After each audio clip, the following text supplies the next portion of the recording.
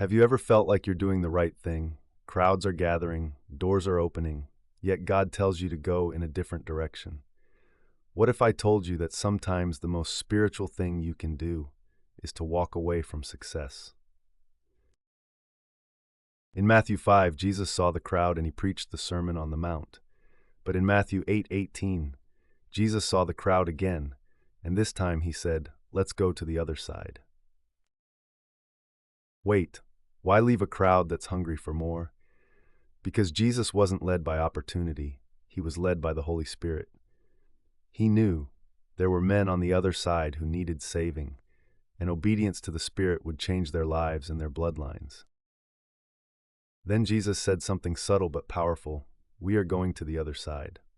Not we might, not if the weather is okay. We are going.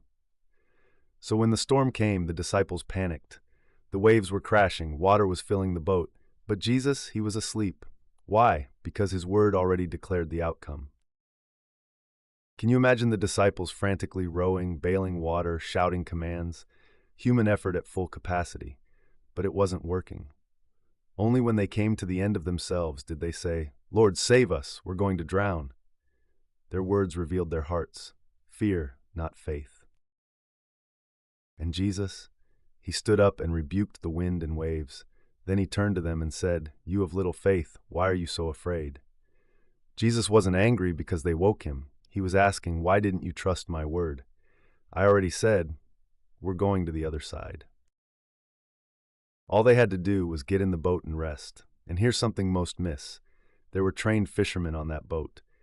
If they thought the storm was life-threatening, then it really was serious. But Jesus was showing them, my word is stronger than your experience. My power is greater than your skill. My promise overrides the storm. So if God has spoken a word over your life, don't let the storm distract you. You don't need to panic. You don't need to overwork. You don't even need to be afraid. If Jesus said we're going to the other side, you will get there.